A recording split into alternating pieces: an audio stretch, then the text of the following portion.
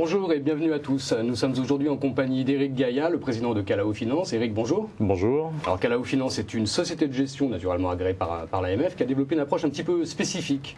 Alors effectivement, on a une approche thématique. On a défini deux grandes thématiques qui sont l'art de vivre, avec un ensemble de sous-secteurs qui vont correspondre à la décoration, au design, aux cosmétiques, aux loisirs et au sport.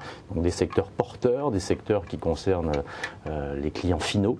Et puis un autre univers, l'univers des technologies stratégiques ou sensibles, qui va concerner l'efficacité énergétique, qui va concerner les technologies spatiales, sous-marines.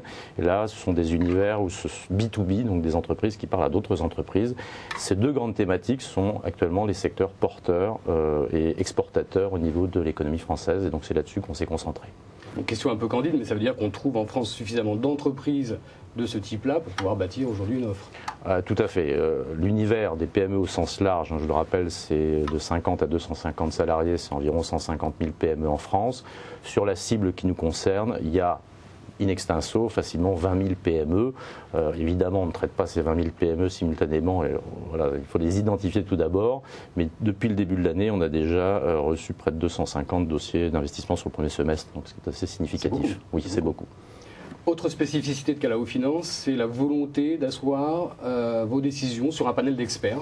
Alors, pourquoi un choix comme celui-ci? Alors, c'est un choix qui est inévitable quand on est investisseur dans une entreprise qui est non cotée en bourse et que l'on va accompagner pendant plusieurs années.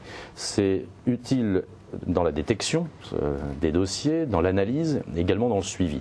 Et donc, il est vrai que notre équipe est composée à hauteur d'un tiers d'investisseurs professionnels, d'investisseurs en capital, dont notamment Bruno Wett, qui était l'ex-directeur général d'ABN AMRO Capital.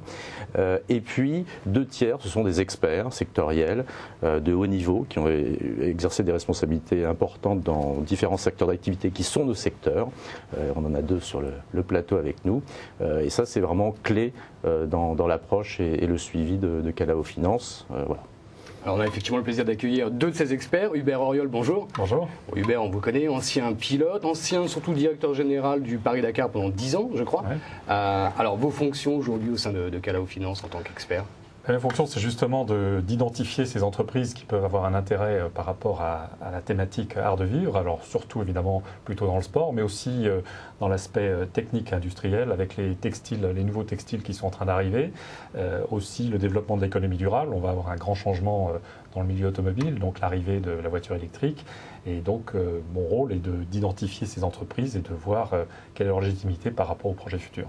Il y a véritablement un changement technologique sur des aspects-là, automobile et textile. Il y a quelque chose qui est en train de se jouer. Il y a beaucoup de changements. L'automobile, je crois qu'on a une idée comme ça, mais on ne la touche pas encore vraiment. Mais l'automobile dans 10 ans, je pense qu'on n'a pas idée de ce qu'elle va être.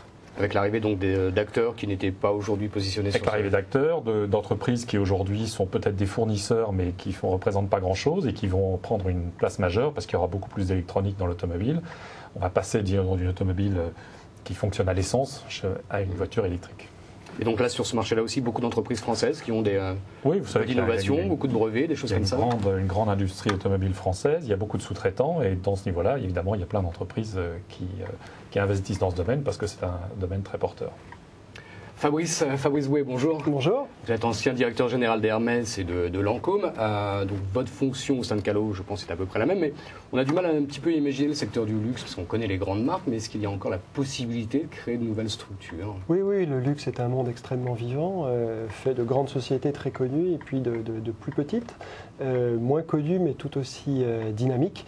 Et dans le luxe, on aurait vraiment tort de penser que les regards sont tournés vers le passé. Ils le sont d'une certaine façon. Le luxe transmet des valeurs, des traditions. Mais il y a une énorme dimension d'ouverture. Ouverture sur la création, ouverture sur l'avenir, ouverture sur les technologies aussi. Et c'est quand même un univers hautement concurrentiel. Comment on fait justement pour essayer d'identifier l'entreprise qui sera susceptible de passer les barrières à l'entrée qui sont quand même assez conséquentes? Oui, mais justement, la concurrence ne peut se vaincre que par la différence. Et la différence peut venir de cette association entre la tradition et l'extrême modernité. Et il y en a beaucoup d'exemples. Vous savez, par exemple, les relations des marques de luxe avec leurs clients étaient autrefois très artisanales, très personnelles, intuitu personnelles.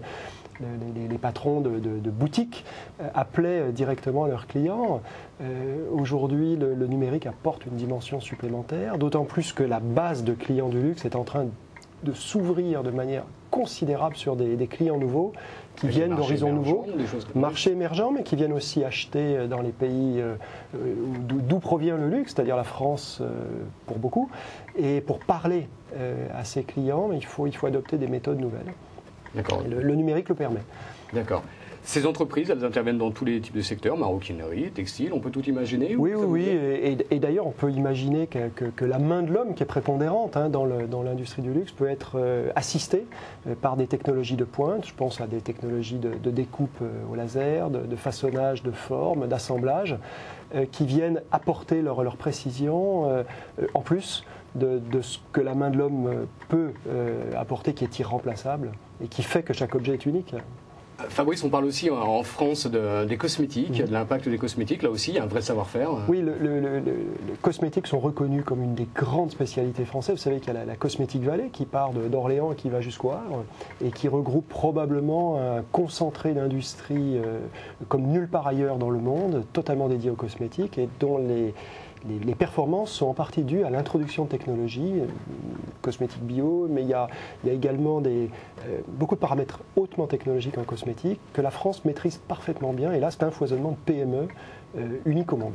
Donc là aussi, un fort potentiel sur ce secteur. Extrême potentiel dont on peut être très fier, je crois. Et si on peut l'encourager, l'aider, je pense que c'est une très bonne chose. Très bien. Pour en savoir plus, un site internet, j'imagine, pour découvrir d'autres experts de Calao Finance. Parce qu'on avait le plaisir d'en avoir 2, mais il y en a d'autres. Effectivement, il y a 13 experts au total. Donc le site, c'est www.calaofinance.com. Merci beaucoup, messieurs, pour toutes ces précisions. Merci Eric.